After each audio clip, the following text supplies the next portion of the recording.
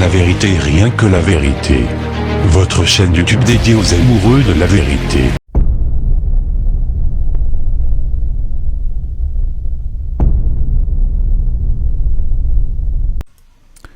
Voilà, chers frères et sœurs, soyez abondamment bénis. Donc aujourd'hui, nous allons faire la deuxième partie de notre vidéo sur le Coran et sur son histoire. Donc dans la vidéo précédente, on a fait une petite introduction qui a vraiment pris du temps. Donc aujourd'hui, on va vraiment aller de plein pied dans le Coran et dans son histoire. Et comme je le disais souvent dans la première vidéo, je dis, il y a beaucoup de musulmans, surtout les apologistes musulmans, qui font des affirmations très graves, qui font des affirmations sans preuve. Ils vont vous dire qu'il existe une seule version du Coran à travers le monde entier. Une seule version du Coran arabe. Et ils ont une fameuse phrase que peut-être je vais vous citer cette phrase pour que vous puissiez comprendre un peu ce qu'ils affirment. Voilà ce que un musulman dit dans une déclaration. Il dit: les musulmans et non-musulmans admettent tous qu'il n'y a jamais eu le moindre changement au texte du Coran. C'est un miracle du Coran. Écoutez très bien, c'est un miracle du Coran, car il n'y a pas eu le moindre changement en un mot, en une seule lettre de l'alphabet, en une seule marque de ponctuation, en un seul signe diacritique dans le texte coranique au cours des 14 derniers siècles. Vous comprenez? Ça veut dire que les musulmans disent que depuis que Allah a révélé le Coran au prophète et que ce Coran-là a été mis sur forme de livre, écoutez très bien, ils disent même un mot, une phrase, une lettre, un point, une ponctuation, même une petite ponctuation, rien n'a changé dans le texte coranique depuis plus de 14 siècles. Donc c'est une affirmation qui est quand même très osée. Et donc nous allons voir que nous dit l'histoire.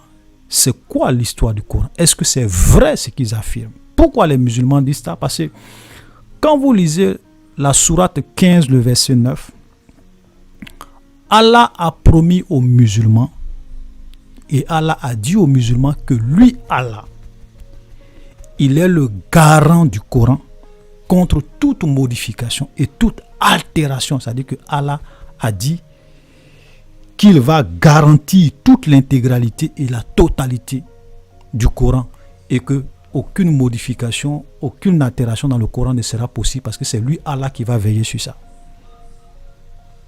Frère, nous allons connaître l'histoire du Coran. Ok? Et je tenais vraiment à dire à mes amis musulmans que c'est pas la peine de venir insulter les gens. C'est pas la peine de venir dire aux gens qui sont des menteurs. C'est pas la peine de venir dire que de venir faire des débats. Voilà, parce que souvent, quand vous leur mettez devant la vérité, quand vous venez citer leur propre source islamique, leur propre hadith sahih, leur propre verset du Coran, que vous mettez la réalité devant eux, tout ce qu'ils trouvent à dire, c'est de dire, viens faire débat. Moi, personnellement, je trouve un peu cela malheureux. Parce que on est tous allés à l'école. Pour la grande majorité d'entre vous, je pense que vous êtes des intellectuels, même s'il y a aussi une bonne partie qui sont des illettrés, mais vous êtes allés à l'école. Vous êtes des intellectuels. Quand quelqu'un vient faire une affirmation et que ce qu'il dit, ce n'est pas dans la Bible qu'il a pris, mais ce qu'il dit, c'est dans vos propres sources islamiques qu'il a pris, quelqu'un qui cherche la vérité doit se dire, mais ce monsieur-là, c'est vrai qu'il parle. Ok, mais ce qu'il dit là, c'est pas un verset de la Bible qu'il a lu. Ce sont nos propres documents islamiques. Il a donné les références. Donc je vais aller voir et lire si ce qu'il dit là, c'est vrai ou c'est faux. C'est pas une question de débat. Et j'ai toujours dit que les débats, souvent, c'est de la cacophonie. C'est du tohu-bohu. Parce que quand vous assistez souvent à un débat, c'est quoi? C'est un peu comme un match de football. Chacun a déjà son camp. Chacun supporte son camp. Donc, ce n'est pas forcément le lieu où on peut vraiment connaître la vérité.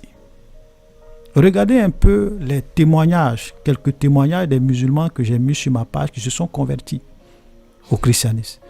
Vous allez vous rendre compte que eux-mêmes, c'était des gens qui ont entrepris une démarche individuelle et personnelle pour connaître la vérité. Ils ont fait eux-mêmes leur propre recherche dans le Coran et dans la Bible et ils sont arrivés à la conclusion que l'islam ne dit pas la vérité. C'est personnel. Donc, les histoires de débat, ça fait des dizaines et des dizaines d'années que les gens font des débats. Allez-y sur Internet, tapez débat. Ça n'a jamais... Il y en a des centaines et des centaines. Donc, ce n'est pas aujourd'hui. Donc, je vous conseille, au lieu de venir fuir ce que vous entendez, moi, je pense qu'il serait mieux, quand même, en tant que des intellectuels, d'aller faire vos propres recherches. Moi, tout ce que je vais dire ici, je ne demande pas à un musulman de me croire sur parole. Non, non, non, non. Non. Et comme je le dis souvent, je dis, je suis un peu trop petit, je suis un peu trop jeune pour parler de ce dont je n'ai pas été un témoin oculaire sans apporter les sources et les preuves de ce que je dis. Parce que quand le prophète de l'islam existait, ou quand le Coran était révélé à votre prophète, moi, je n'étais même pas encore né. Mon arrière-grand-père n'était pas encore né. Donc, comment je peux venir parler de ce que je ne sais pas, sans vous dire que je dis ça, je vous dis ça parce que voici la preuve de ce que je dis. Dans tel hadith sahih, dans tel hadith authentique, voilà. Donc, je vous apporte toujours les preuves. Parce que j'ai l'impression qu'à chaque fois que les gens n'ont plus d'arguments, à chaque fois qu'ils ne savent plus quoi dire, ils vont verser dans les injures, ils vont commencer à injurier les gens, à dire que viens au débat, à dire que tu es un menteur, sans apporter la contradiction, sans prouver que ce que tu dis est faux. Et ça, c'est vraiment dommage. Donc, ne me croyez pas sur parole. Tout ce que je vais dire, je demande à mes frères, même chrétiens, qui m'écoutent, d'aller aussi eux-mêmes faire des recherches pour connaître la vérité. Ok? Ça, c'est très important. Donc, aujourd'hui, nous allons voir un peu l'histoire du Coran. Et vous-même, vous allez découvrir que Allah n'a pas pu préserver le Coran. Qu'il y a d'abord plusieurs versions du Coran aujourd'hui. Ensuite, qu'il y a des sourates entières du Coran qui ont disparu. Il y a des versets entiers du Coran qui ont disparu. Nous allons le prouver avec des sources islamiques authentiques. On ne va pas cacher pour que vous-même vous puissiez aller vérifier. J'avais déjà fait une vidéo où j'ai expliqué comment vous pourrez même aller sur les sites musulmans, voilà, pour vérifier les hadiths et même les traduire en français si possible. Voilà, donc aujourd'hui nous allons vraiment voir tout cela et nous allons apporter les preuves de ce que nous disons. D'entrée de jeu, je voulais déjà préciser, chers frères et sœurs, que contrairement à ce que les musulmans disent, sachez qu'aujourd'hui, on a dénombré plus de 26 versions différentes du Coran arabe. Je dis bien aujourd'hui, il existe plus de 26 versions du Coran dans le monde, lues un peu partout dans le monde. Ok? J'ai dit version du Coran, je ne parle pas de traduction. Voilà, je dis version du Coran arabe. Ok? Donc, je vais essayer d'afficher 13 versions que j'ai recensées, parce que je ne peux pas, voilà, afficher tous ces 26, mais au moins je vous affiche 13 versions du Coran arabe que vous pourrez aller vous-même vérifier pour voir si ce que je dis c'est faux ou c'est vrai. Parce que vous avez des versions qui sont plus utilisées en Arabie Saoudite, vous avez des versions qui sont plus utilisées en Afrique du Nord, vous avez d'autres versions qui sont utilisées au Soudan. Voilà, donc en fonction de la zone géographique, il y a des versions qui sont les plus utilisées. Ok, mais il existe plusieurs versions du Coran. Je ne parle pas de prononciation. Parce que souvent, vous allez voir des musulmans qui vont vous dire, oui, toutes ces versions, ce sont des manières de prononcer le Coran. Ils appellent ça souvent les qira'at. Il y a d'autres mecs qui vont vous parler des harouf. Ou bien ce sont des dialectes de... Frère, que personne ne vous trompe. Je ne suis pas en train de parler des qira'at. Les qira'at, j'ai fait des recherches, je sais ce que c'est. J'ai dit versions différentes du Coran. En arabe. Voilà. Parce qu'il y a certains qui vont vous dire que le Coran a été révélé en 7 qira'at. Ok, 7 manières de prononcer le Coran. Mais vous savez, ça même encore, c'est une imposture parce que on peut prononcer le même texte, le même livre différemment. Je vous donne un exemple. Si j'écris par exemple tomate en anglais, je mets tomato. Il y a d'autres qui vont peut-être dans leur prononciation, ils vont dire tomata. D'autres vont dire tomato. Mais sauf que c'est toujours le même mot qu'ils prononcent de différentes manières. Ce n'est pas différents mots, c'est le même mot qui peut prononcer de différentes manières. Mais comment se fait-il qu'aujourd'hui vous avez plus de 26 versions différentes du Coran? Donc je ne suis pas en train de parler des qira'at. Ok? Donc ce sont des versions du Coran avec des mots qui changent, avec le sens même de certains versets qui changent. Et ça, vous avez par exemple le témoignage de Hatun Tash. J'en ai parlé dans la première vidéo que j'ai publiée sur cette page.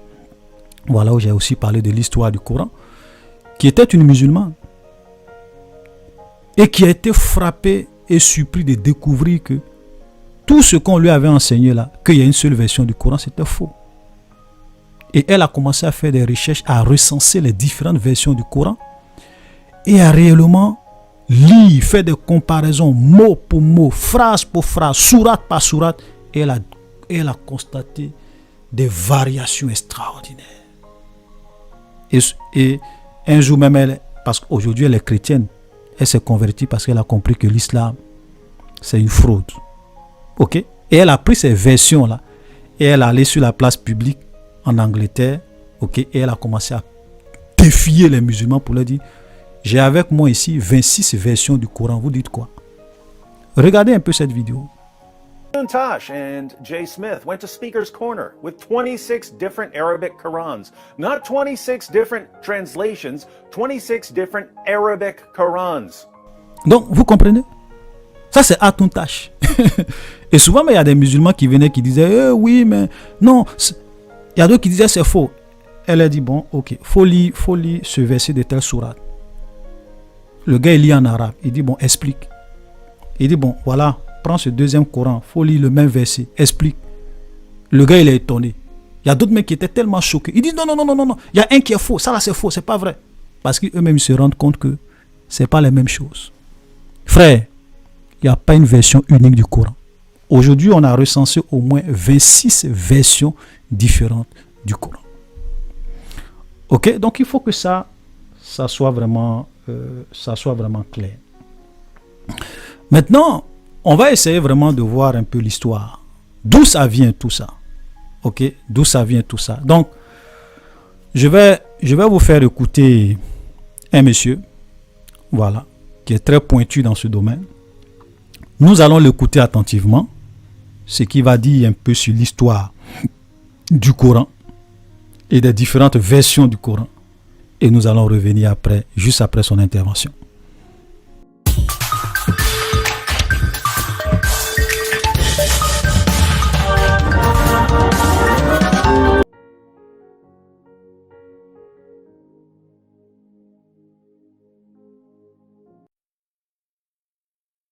Alors là aussi, c'est que probablement, même les musulmans eux-mêmes ont oublié, c'est que les sources musulmanes elles-mêmes parlent de plusieurs Corans.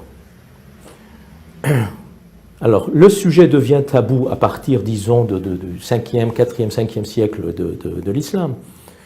Mais avant cette période, il y avait énormément de débats entre les musulmans eux-mêmes, entre les savants musulmans, sur la question justement d'une version officielle, des versions parallèles, quelle est la recension authentique, quelles sont les recensions inauthentiques, etc. Et les sources musulmanes ont gardé énormément de vestiges de ces débats. Alors, à partir de là, les orientalistes, surtout à partir du 19e siècle, surtout en Allemagne, se sont penchés sur la question. Mais bien avant les savants occidentaux, les musulmans eux-mêmes ont rapporté énormément de données sur ces questions de la pluralité des Corans. Et donc, si on se tourne vers les sources musulmanes, on se rend compte que, donc, effectivement, les sources, quelqu'un au 3e, 4e siècle, à Sejistani, dans un livre qui s'appelle le livre justement des recensions coraniques, Kitab al-Masahif, dit que pendant plusieurs siècles, il y avait au moins 4 recensions coraniques différentes. Donc il y avait la recension officielle que les musulmans ont appelée la recension du calife Osman, le 3e calife, mais il y avait également d'autres compagnons du prophète qui détenaient d'autres recensions coraniques, d'autres codex, ça s'appelle comme ça, des mushaf en arabe, d'autres codex coraniques. Donc on parle du compagnon Abdullah ibn Mas'ud, on parle du compagnon Ubay ibn Ka'b, on parle du compagnon Abu Musa al-Ash'ari, et on parle bien sûr du compagnon Ali, qui était également le gendre du prophète, et le premier imam des chiites. Et donc, selon les sources musulmanes elles-mêmes, ces compagnons détenaient leur propre codex coranique, qui étaient différentes dans leur forme et dans leur contenu. Les sources musulmanes elles-mêmes disent, par exemple, que le codex, la recension de Ubay, et là je parle des sources sunnites, la recension de Ubay contenait 2 sourates, je ne parle pas de versets, 2 sourates entières, ce sont des sourates courtes mais quand même des sourates, surat al-Haft et surat al-Khal', donc 2 sourates que contenait la recension de Ubay, mais qu'on ne trouve pas dans la recension officielle. Dans le sens contraire, dans le sens inverse, la recension de Abdullah ibn Mas'ud, autre compagnon du prophète extrêmement respecté par les sunnites, selon Ibn Mas'ud, la première sourate et les 2 dernières sourates de la version officielle, c'est-à-dire la sourate numéro 1 et les sourates numéro 113 et 114, selon Ibn Mas'ud et selon les sources musulmanes, ces 3 sourates ne font pas partie du Coran. Ce ne sont pas des révélations divines, ce sont des prières du prophète, donc d'origine humaine, et donc dans la recension coranique d'Ibn Mas'ud, probablement on ne trouvait pas ces 3 sourates, la première et les 2 dernières. Donc vous voyez, il y avait énormément de débats, et bien sûr, là où le débat était le plus houleux, et nous avons des données extrêmement nombreuses, ce sont les sources chiites, pour qui donc la recension coranique de Ali était une recension la plus complète et qui était extrêmement différente de la recension officielle. Alors donc les chiites prétendaient que pratiquement le 2/3 du Coran originel a été supprimé par le pouvoir omeyyade, mais la question de si on a enlevé ou pas des parties du Coran, on ne les trouve pas seulement dans les sources chiites, on les trouve également dans les sources sunnites. Je vous ai déjà dit que, selon les sources sunnites, la recension coranique de Ubay contenait 2 sourates, 2 chapitres entiers qui n'ont pas été retenus dans la version officielle, mais il y a une discussion entre le fils de Omar, Abdullah ibn Omar, donc le fils du 2e calife, et le 3e calife, qui est présenté comme étant celui qui a mis sur pied la version officielle, où le calife demande donc au fils de son prédécesseur, il dit, bon, je vais réunir tout le Coran, et le fils d'Omar dit, personne ne peut prétendre pouvoir réunir tout le Coran, parce que tout le Coran est perdu, il y a d'énormes parties qui ont été perdues. Et donc on ne peut réunir que ce qu'il en reste. Donc ce genre de témoignages, nous en avons également un grand nombre dans les ouvrages sunnites. Donc là aussi, je disais au début qu'il y avait des débats autour du contenu du Coran pendant les 3 premiers siècles. Bon, les plus nombreux et les plus virulents, on les trouve dans les sources chiites, mais également dans les sources sunnites, nous avons des témoignages qui parlent de la perte des parties du Coran. Voilà, donc ce monsieur que vous venez d'écouter, ok, c'est un professeur, un islamologue, et il s'appelle Mohammad Ali Amir. Donc c'est pas un plaisantin, c'est pas des gens qui se lèvent, c'est un professeur, ok, c'est un professeur des universités, donc il peut pas se lever comme ça pour venir faire de telles choses, dire de telles déclarations. Donc il a des références, il sait de quoi il parle, parce qu'ils ont fait des travaux, ils ont fait des recherches sur toutes ces choses. Et il a essayé, j'ai juste pris un extrait pour résumer un peu sa pensée. Sinon, il a même des vidéos qui durent des heures où il explique les choses dans les moindres détails. Voilà, donc comme on ne veut pas avoir des vidéos, on essaie de résumer et puis aller vraiment à l'essentiel. Donc vous comprenez ce qu'il a dit? Vous comprenez? Donc après la mort du prophète, ses compagnons avaient plusieurs versions du Coran. Et pour la petite histoire, je vais un peu essayer de vous raconter un peu la petite histoire du Coran, avant qu'on ne revienne sur certains points qu'il a expliqués dans cette vidéo, pour que vous puissiez bien comprendre. Donc, les anciens, on doit comprendre que les anciens manuscrits du Coran étaient rédigés dans une langue défective. Quand on dit dans une langue défective, ça veut dire qu'il n'y avait pas de voyelles, voilà, et il n'y avait pas de ponctuation. C'est-à-dire que les premières versions du Coran étaient faites de consoles. Donc, ce qui fait que les gens, si on prend les anciennes versions arabes, ou bien les anciennes versions du Coran en arabe, et qu'on donne à un musulman d'aujourd'hui, il ne pourra pas lire. Il ne pourra pas lire. Et regardez un peu cette vidéo où on va donner le privilège à un imam, quelqu'un qui maîtrise très bien l'arabe, c'est un imam, et on va lui permettre d'aller lui-même découvrir l'une des anciennes versions, ok, du Coran de Uthman, le 3e calife de l'islam. Regardez ce qui va se passer.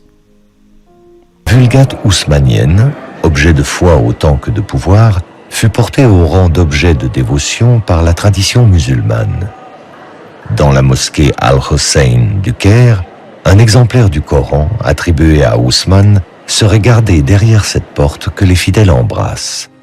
Une véritable relique que, exceptionnellement, Ferid Haider est autorisé à approcher.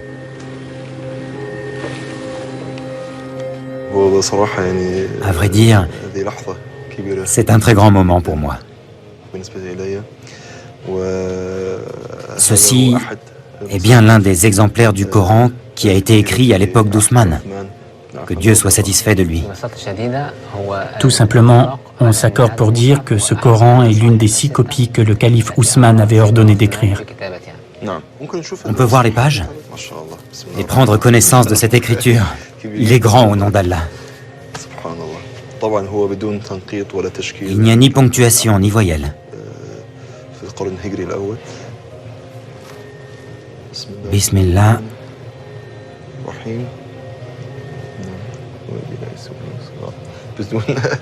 Sans ponctuation et sans voyelle, cette sourate est très difficile à lire.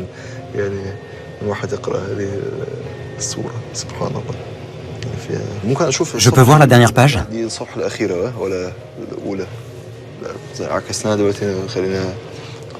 C'est la dernière, celle-ci?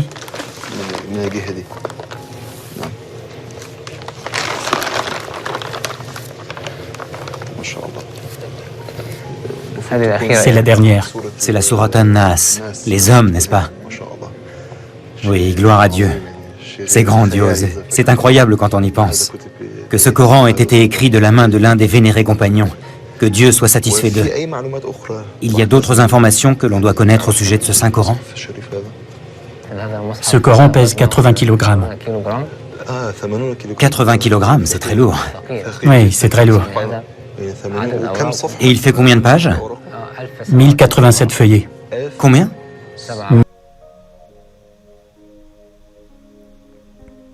Donc, vous avez constaté, cet imam-là, il lit le Coran en arabe chez lui à la maison. Il explique même le Coran en arabe chez lui.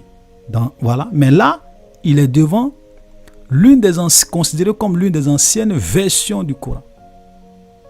Il commence à lire, il dit Bismillah, et puis il est bloqué. Il n'arrive plus à lire. Pourquoi? Et lui-même il le dit. Il dit mais il n'y a pas de voyelle, il n'y a pas de ponctuation, sans voyelle et sans ponctuation. Ce Coran est difficile à lire. Frère, qu'est-ce que cela prouve? Premièrement, ça prouve quoi? Ça prouve simplement que quand les musulmans disent que même un point, même une lettre, même un mot du Coran n'a pas été modifié, frère, c'est du mensonge. C'est un gros mensonge.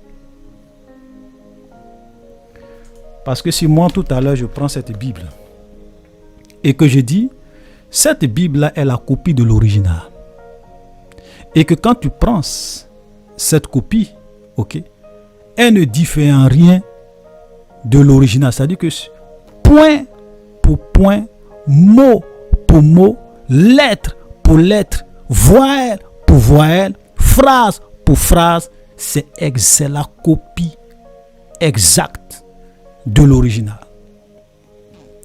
Ok? Ça veut dire quoi? Que rien n'a changé.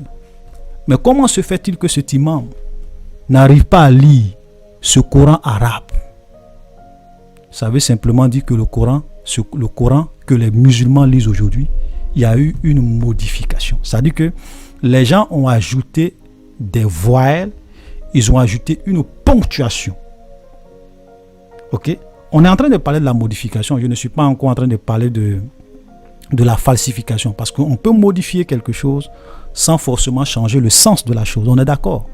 Mais donc déjà, ça prouve que le Coran a été modifié. Donc tous ceux qui veulent nous faire croire que ça n'a pas été modifié, c'est du mensonge. Ok? Voilà une preuve palpable. Donc ceux qui pensent qu'on est en train de mentir, allez-y en Égypte. Allez-y au Caire. La mosquée, c'est Al-Hussein. Vous demandez, vous allez vous faire des demandes pour aller voir ce Coran. C'est vrai que ce sont des versions tardives.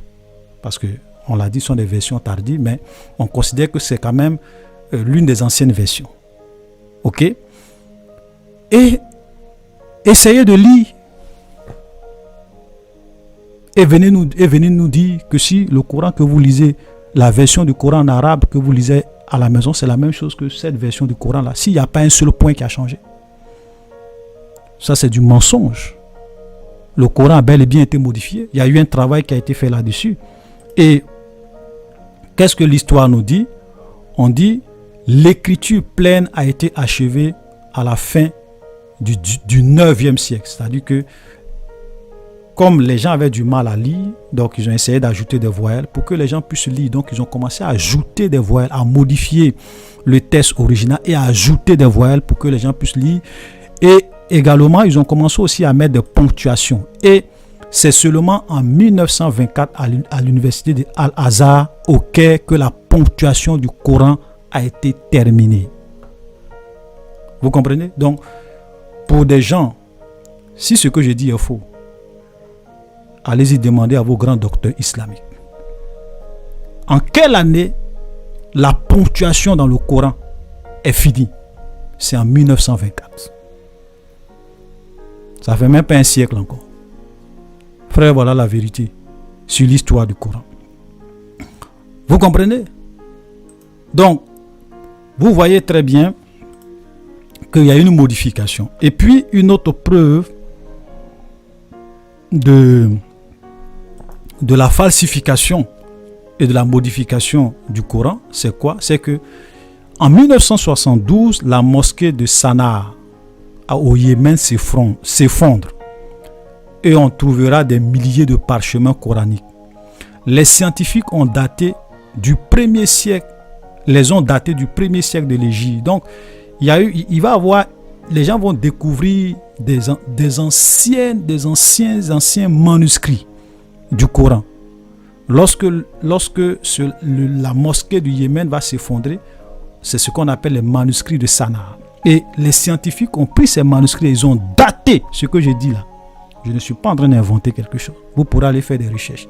Ils ont daté et se sont rendus compte que ces manuscrits-là, quand on regarde très bien, ça date d'autour de l'an 680. C'est-à-dire qu'au premier siècle, parce que Mahomet est mort en 639. Donc c'est quand même, ce sont des très anciennes versions. Ok?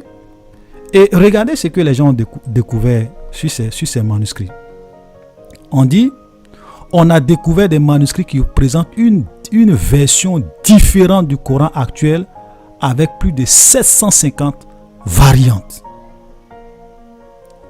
Il y avait différentes versions selon les récitations, comme le témoigne aussi la Sunna. Vous voyez? Donc, ils ont découvert que ces Corans-là, ce Coran qu'ils ont découvert, bien ces sourates qu'ils ont vus dans ces manuscrits, quand on prend et qu'on regarde avec le Coran que les gens ont aujourd'hui, il y a des différences.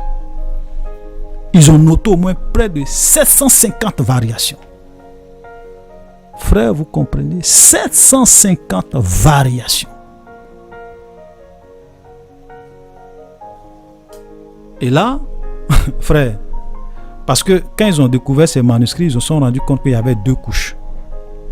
Il y avait une première couche, il y avait une deuxième couche. La deuxième couche, c'était les couches les plus anciennes. Donc les gens ont écrit sur ces couches anciennes-là, ils ont écrit une nouvelle couche où ils ont modifié des versets, ils ont modifié des mots, ils ont modifié des sourates.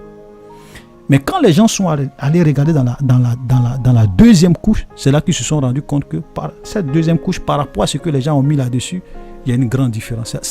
Il y a une grande différence par rapport à la version du Coran que les gens lisent aujourd'hui. Donc cela prouve bel et bien que le Coran a été non seulement modifié, le Coran a été falsifié, le Coran a été altéré. Donc Allah n'a pas pu garantir le Coran. Il n'a pas pu préserver le Coran.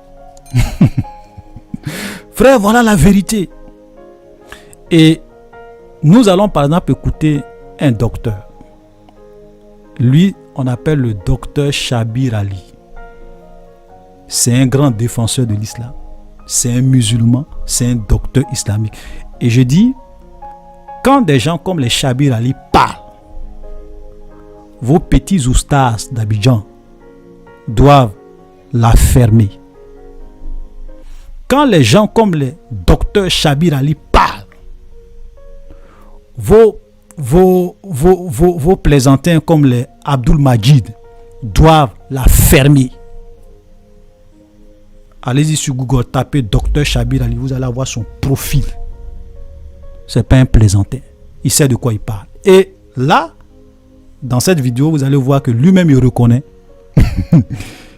qu'il y a plusieurs versions du Coran avec des variations. Et il reconnaît, il va même parler dans cette vidéo des manuscrits de Sanaa. On n'invente rien. Ça là, si c'était un chrétien, vous allez peut-être dire que c'est un chrétien. Mais ça là, c'est un apologiste musulman, un docteur islamique. Donc ne venez pas nous distraire. Donc on va l'écouter. And today, most Muslims read the Quran in a text that is referred to as the Egyptian edition of 1924. That's how scholars refer to it. Most Muslims may not have realized that this is the designation for that manuscript, for that text to Muslims in general. This is just simply the Quran. But this is not the only text of the Quran that is read throughout the world. He's also admitted that there are differences in Quran manuscripts. So there was this period in which Muslims had the opportunity to teach others the Quran without insisting on the precise words. Recently, a manuscript has been discovered from Sana'a in Yemen, and it's referred to as the Sana'a manuscript. That manuscript has two layers of Quranic writing. The lower layer has been scraped off, and the upper layer has the Quranic text written over. Now, the upper layer text quite closely corresponds to what Muslims are reading in the world today as the text of the Quran. The lower text that has been scraped off has some variation from what Muslims are reading in today's text.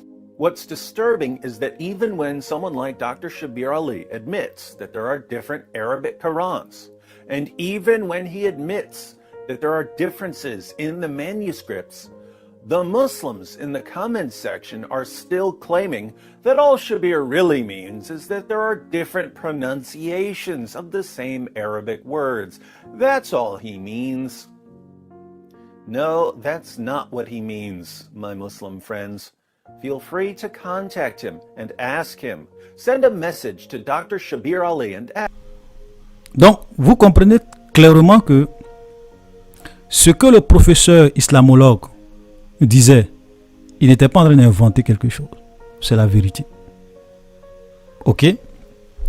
Et donc, pour la petite histoire, ce que vous devrez savoir, c'est que quand le prophète Mahomet est mort, le Coran n'était pas encore écrit. C'est-à-dire que le Coran, sous forme de livre comme ça, c'était pas écrit. Donc quand les musulmans disent que le Coran est écrit depuis le temps du prophète Mahomet, c'est du mensonge. Quand ils disent que le Coran est descendu du ciel, comme on me l'a dit quand j'étais enfant, c'est du mensonge. Le Coran a été écrit dans plusieurs versions, et il y avait plusieurs versions après la mort du prophète de l'islam. Parce que ce qui se passait au temps, quand le prophète Mahomet était vivant, c'était plutôt des récitations.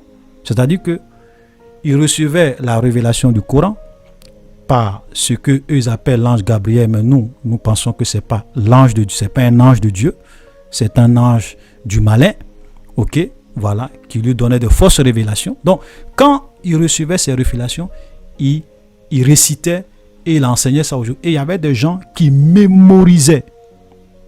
Ils mémorisaient toutes ces révélations du Coran. Et donc, après sa mort, les gens vont se rendre compte que, ça commence à être compliqué parce que, comme il partait en guerre, il y a des gens qui commençaient à mourir. C'est-à-dire que parmi les gens qui maîtrisaient le Coran, il y a plusieurs qui commençaient à mourir.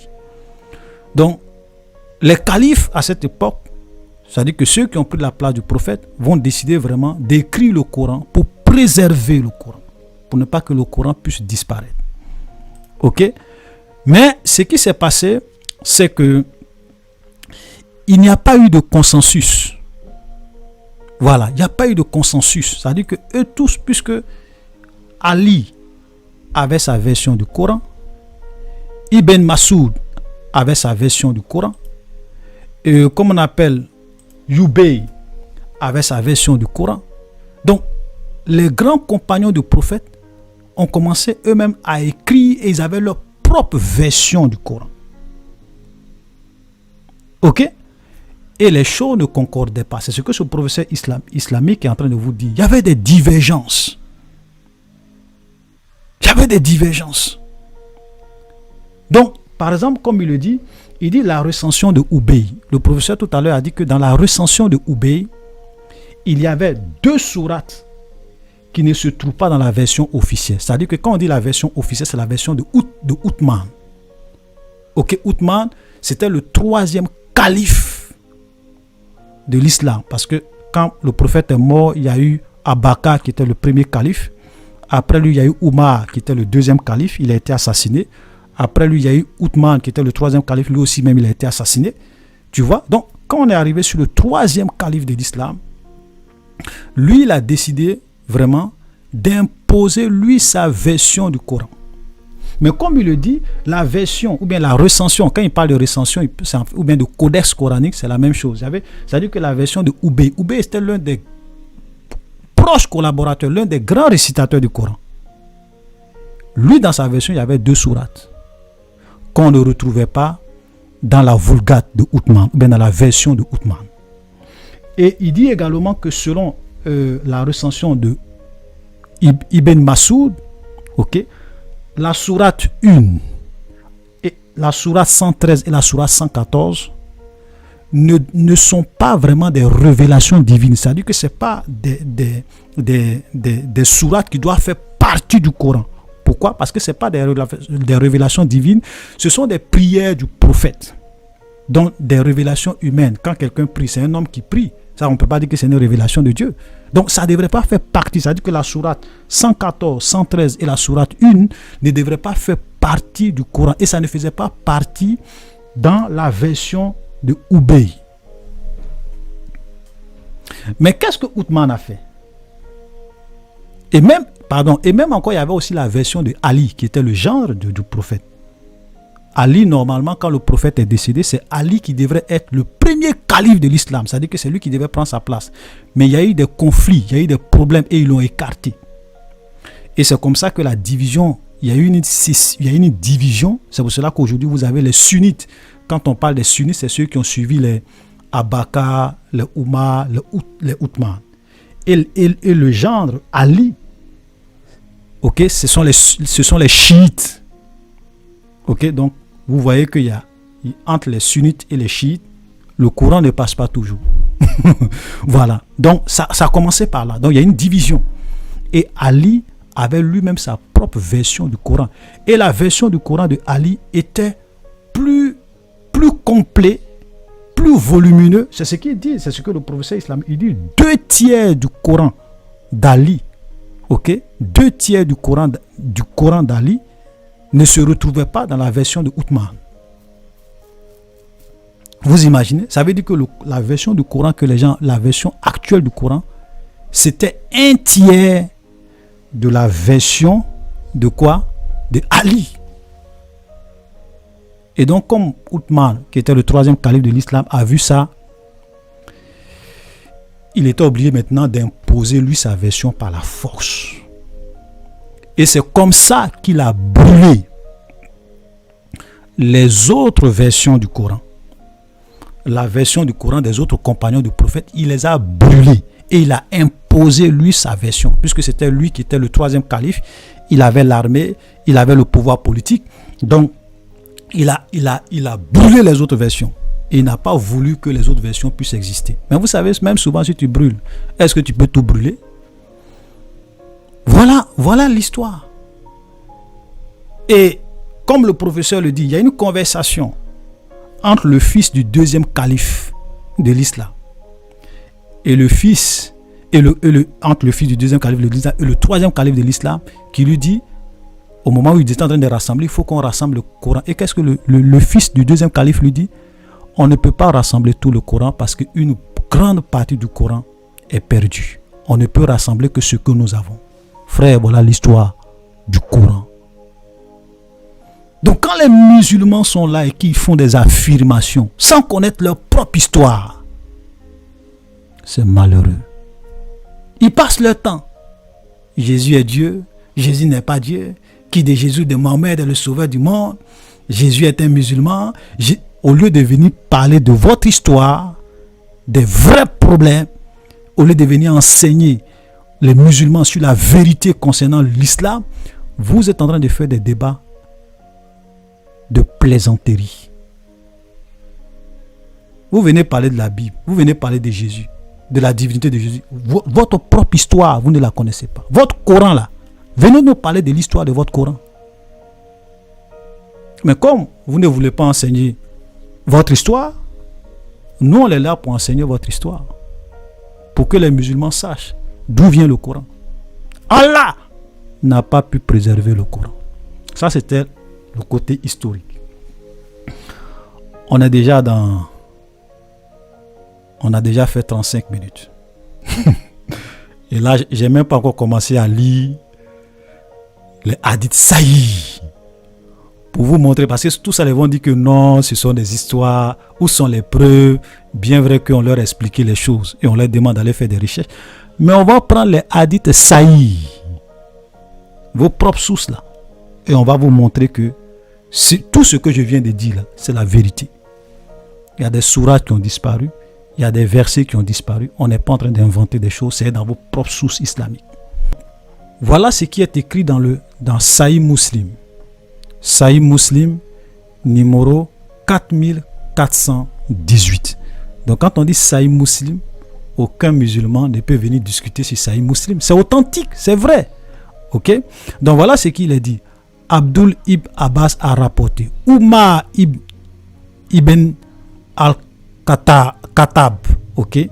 Donc ça, ce monsieur-là qui parle, qui va parler maintenant, c'est en fait le deuxième calife de l'islam. Donc l'un des proches compagnons du prophète de son vivant. Ok? Donc c'est pas n'importe qui, le deuxième calife de l'islam qui parle. Regardez ce qu'il va dire. Donc Umar était assis sur le minbar du messager d'Allah et a dit: Allah a envoyé Mohammed avec la vérité et lui a révélé le livre. Le verset de la lapidation fait partie de ce qui lui a été révélé. Ok? Nous l'avons lu, compris et retenu. C'est pour cela que l'envoyé d'Allah a lapidé et que nous avons aussi lapidé. Voilà. Donc ici, il est en train de nous faire comprendre que le verset sur la lapidation, ok, le verset sur la lapidation, ça faisait partie du Coran, du vivant du prophète. Ça faisait partie du Coran. Et que cela a été récité, ils ont compris, ils ont retenu. Ok? C'est pour cela que le messager d'Allah a lapidé et que nous avons lapidé. Et regardez ce qu'il dit. Il dit: je crains qu'avec le temps, quelques-uns ne disent: nous ne trouvons pas de versets relatifs à la lapidation dans le livre d'Allah. Il dit: il ne faudrait pas que les musulmans disent que non, avec le temps, que certains pensent que non, ce verset-là ne se trouve pas dans le livre d'Allah. Et il dit: on tomberait alors dans l'erreur en abandonnant une prescription révélée par Allah. C'est-à-dire que les musulmans vont tomber dans l'erreur en oubliant une révélation de Allah sur la lapidation. Parce que cela faisait partie. Et regardez ce qu'il dit. Il dit: la lapidation est dans le livre d'Allah et de droit contre quiconque, homme ou femme, qui commet l'adultère alors qu'il est marié, quand la preuve est faite par le témoignage ou par la grossesse ou l'aveu. C'est-à-dire que quiconque commet l'adultère alors qu'il est marié, quand on a les preuves par un témoignage ou par la grossesse ou bien par un aveu, il doit être lapidé à mort. Donc le verset sur la lapidation fait partie du livre d'Allah. C'est ce que le deuxième calife de l'islam est en train de nous dire ici après la mort du prophète. Frère, vous comprenez? Maintenant, nous nous posons la question aux musulmans, qu'ils nous montrent aujourd'hui dans la version du Coran qu'ils ont, où se trouve le verset sur la lapidation. Mes amis, ça n'existe pas. Donc ça veut dire que le verset sur la lapidation a été supprimé du Coran. Parce que les versions des Corans que les gens ont aujourd'hui, il n'y a pas de verset sur la lapidation là-dessus. Vous comprenez? Et nous allons encore aller lire un autre hadith sahih, cette fois-ci sur un autre verset, c'est-à-dire que le verset sur l'allaitement. Sahih Muslim toujours, numéro 3597. Ayaya ibn Ayaya a rapporté, je récite à Malik d'après Abdallah ibn Abu Abakar, d'après Amra, ok, que Aïcha a dit. Donc voilà ce que, selon cet hadith sahih authentique là, voilà ce que la femme du prophète va dire. Parmi ce qui a été révélé dans le Coran, il y avait 10 allaitements avérés. Puis cela a été abrogé par 5 allaitements avérés. Vous savez ce qu'on appelle le verset de l'allaitement des adultes. Ça veut dire que le prophète de l'islam avait dit que quand un musulman, par exemple, est attiré par une femme, ok, est attiré par une femme, alors qu'il n'a pas droit à cette femme, ok, sexuellement bien sûr, pour ne pas que cet adulte-là puisse éprouver, continuer à être attiré ou bien avoir des désirs pour cette femme, qu'est-ce qu'on doit faire? La femme doit l'allaiter avec ses seins, c'est-à-dire que la femme doit lui donner à téter comme un bébé. Ça, c'est la révélation d'Allah. Je ne suis pas en train d'inventer quelque chose. Donc, selon la révélation d'Allah, le verset sur l'allaitement des adultes existait. Ça, c'est Aïcha qui le dit, la femme du prophète. Et donc, quand Mohammed a révélé ça pour la première fois, c'était 10 allaitements avérés. Un adulte on devrait faire l'allaitement des adultes 10 fois. Maintenant, ça a été abrogé et remplacé par 5 alertements. C'est-à-dire que maintenant, c'était plus 10, on devrait maintenant alerter un adulte. Une femme pouvait alerter un adulte, ok, pour ne pas que cet adulte-là soit attiré par ait des désirs, voilà, soit attiré vers cette femme, voilà, pour ne plus qu'il puisse vraiment éprouver des sentiments, des désirs pour elle. Donc, la femme devrait l'allaiter 5 fois. C'était ce qui était arrêté. Et regardez ce qu'elle dit. À la mort du messager d'Allah, ceci faisait partie de ce que l'on récitait du Coran. Vous comprenez? Ça veut dire que du vivant du prophète, écoutez très bien, ça faisait partie du Coran que les gens récitaient. Comme je vous ai dit que le Coran du vivant du prophète, c'était des récitations, les gens mémorisaient et récitaient, c'était pas écrit.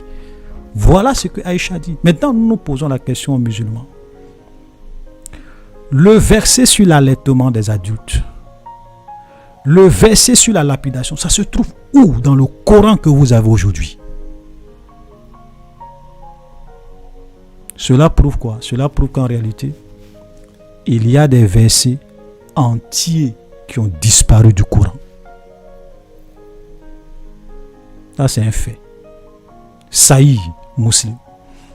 Et nous allons maintenant prouver, on va aller un peu vite pour ne pas que, je vais prendre juste quelques hadiths et puis on va s'arrêter là pour ne pas que la vidéo soit trop longue. Nous allons prendre un hadith qui prouve qu'il y a au moins 2 sourates du Coran, 2 sourates entières qui ont disparu. Et c'était de ça que le professeur islamologue parlait tout à l'heure dans la vidéo que je vous ai fait jouer. Quand nous prenons Sahih Muslim, toujours numéro 2419, ça c'est un hadith authentique. Abu Al-Azwad, bon, souvent le nom c'est un peu compliqué, mais voilà, a rapporté d'après l'autorité de son père, Abu Musa Al-Wari fut envoyé au récitateur de Bara. Voilà. 300 hommes vinrent le trouver pour réciter le Coran. Et il leur dit, vous êtes les meilleurs parmi les habitants de Bara et les récitateurs parmi eux. Donc voilà, on va faire appel à des meilleurs récitateurs du Coran.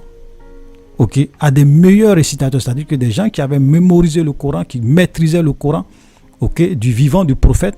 Et regardez ce qu'il va dire. Il dit, continuez donc à réciter, mais gardez à l'esprit que votre récitation avec le temps ne vous affecte et que vos cœurs ne s'endurcissent comme se sont endurcis ceux de vos prédécesseurs. Regardez ce qui est dit. Nous avons l'habitude de réciter une sourate que nous assimilions par la longueur et la rigueur à la sourate Bara At-Tabba. Et la sourate At-Tabba, je ne sais pas si je prononce bien, voilà. C'est une sourate qui fait environ 126 versets. 126 versets. Mais regardez ce qu'il dit. Je l'ai oublié à l'exception de ce que j'en ai retenu. Donc il dit, voilà cette sourate-là. C'est une sourate entière dont la longueur était environ 120. Puisqu'il dit que la longueur était égale à la sourate, à la sourate Bara. Donc en termes de longueur, ça faisait environ... Parce que la sourate Bara, c'est la 9e sourate du Coran. Et ça fait environ 126 versets. Ok? Donc cette sourate qu'ils avaient l'habitude avait la même longueur que cette sourate Bara. Mais regardez ce qu'il dit. Il dit, mais je l'ai oublié à l'exception de ce que j'en ai retenu. Et qu'est-ce qu'il a retenu? Si les fils d'Adam possèdent 2 vallées pleines de richesses, ils en désireraient une 3e. Or seule la poussière remplira son ventre. Voilà ce qu'il a retenu. Voilà ce que lui se rappelle. C'est-à-dire que dans toute cette sourate que lui l'a oublié là, c'est de cette phrase, de ces 2 phrases-là que lui se rappelle.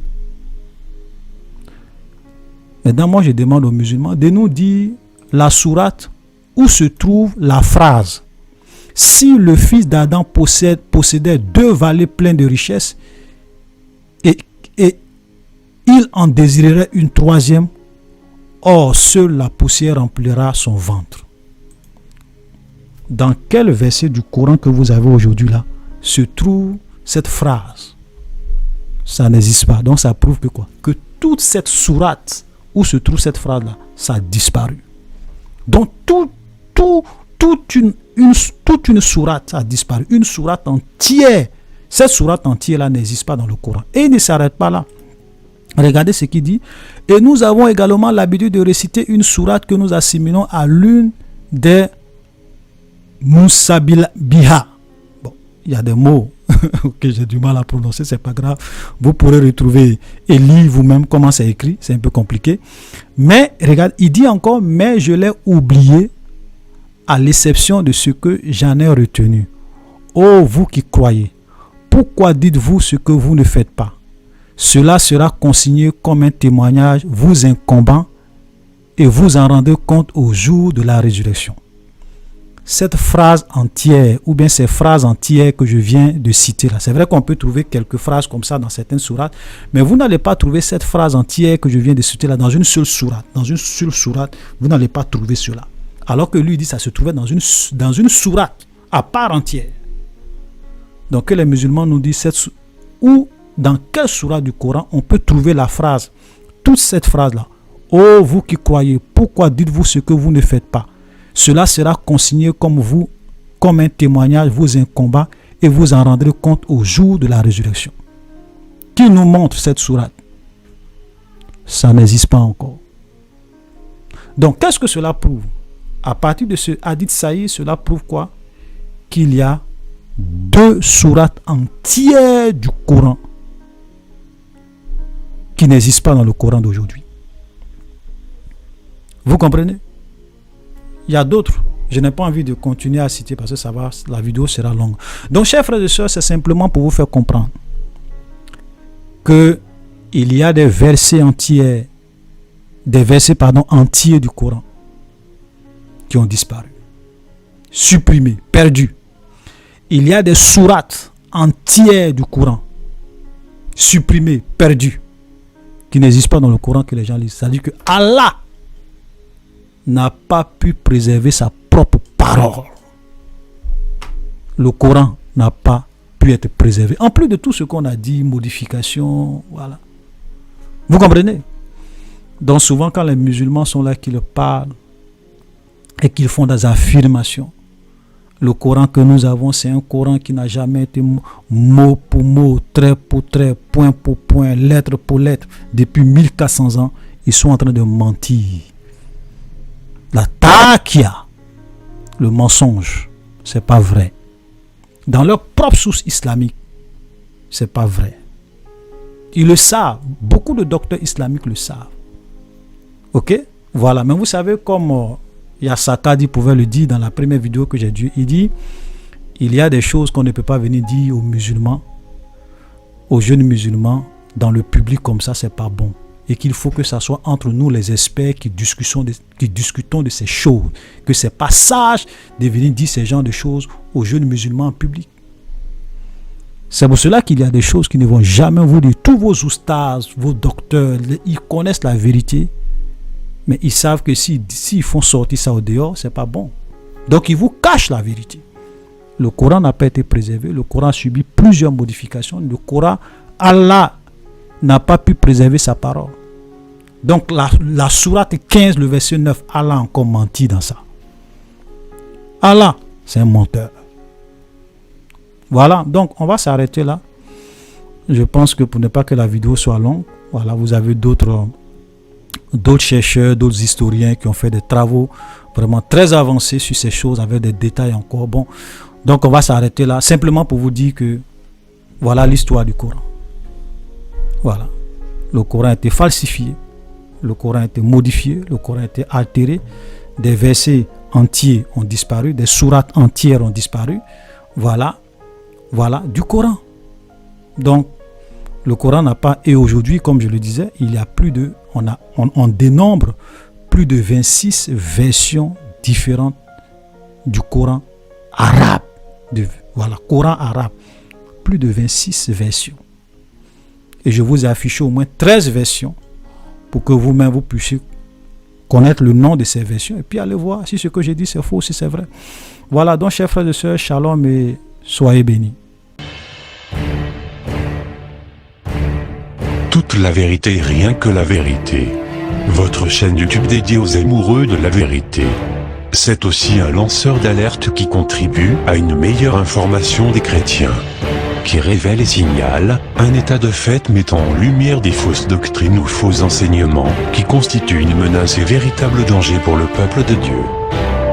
Toute la vérité, rien que la vérité, n'a qu'une ambition, c'est d'être la sentinelle sur la tour, pour mettre en garde le peuple de Dieu contre les loups ravisseurs qui ont infiltré l'Église. Toute la vérité, rien que la vérité, votre lanceur d'alerte. Des vérités fondées sur la parole de Dieu. Face à cette vague d'apostasie et de séduction dans le monde évangélique, les vrais disciples du Seigneur Jésus ont pour GPS les enseignements des apôtres, dans lesquels ils doivent persévérer. Actes chapitre 2 verset 42. Toute la vérité, rien que la vérité. La chaîne YouTube qui vous communique la vérité biblique sans compromis.